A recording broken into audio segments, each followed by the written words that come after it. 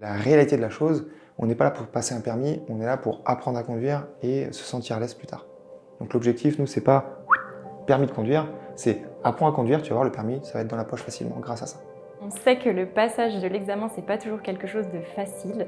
Et c'est pour ça que d'instaurer ce climat de bienveillance et de confiance, ça permet aux élèves d'être dans les meilleures conditions possibles. Je m'appelle Mathieu, je suis le gérant d'Innov Conduite, donc anciennement Pasteur Conduite, que j'ai racheté en 2022 et que j'ai développé jusqu'à aujourd'hui. On cherche toujours à se développer, on cherche toujours à s'améliorer, à développer les techniques d'apprentissage, le matériel qui va être fourni.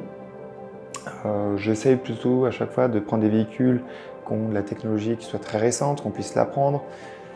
J'aime évoluer, j'aime progresser et en fait cette innovation, je l'ai transcrite dans le nom et c'est pour ça Innov Conduite.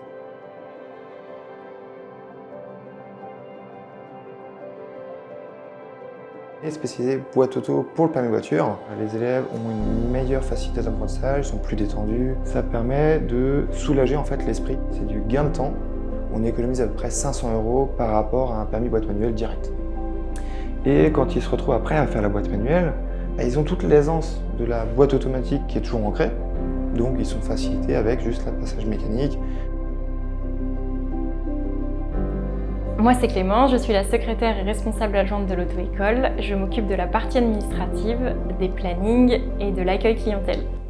Je serai donc la première personne que vous verrez en ouvrant la porte. Moi, je suis passée par le permis voiture et le permis moto et j'étais une élève assez stressée.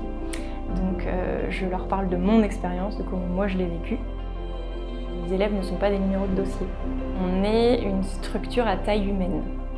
Du coup, on a moins d'élèves que certaines grosses structures et ça permet de connaître chaque élève. Je sais où est rendu chaque élève dans sa formation. On adapte la formation aux élèves. C'est pas une formation la même pour tout le monde.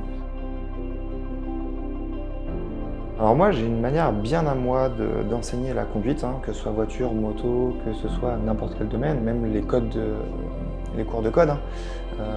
Moi, je suis toujours dans l'optique de faut kiffer, faut s'amuser.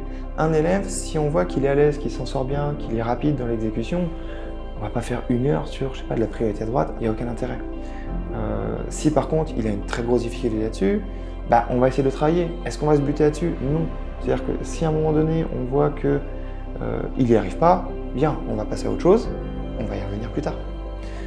Moins vous faites d'heures de conduite, plus vous allez être heureux, plus vous êtes content, plus vous allez en parler aux gens, plus les gens vont être intéressés, donc plus ils vont facilement venir chez nous. Donc forcément, moins vous faites d'heures de conduite, plus on gagne d'argent.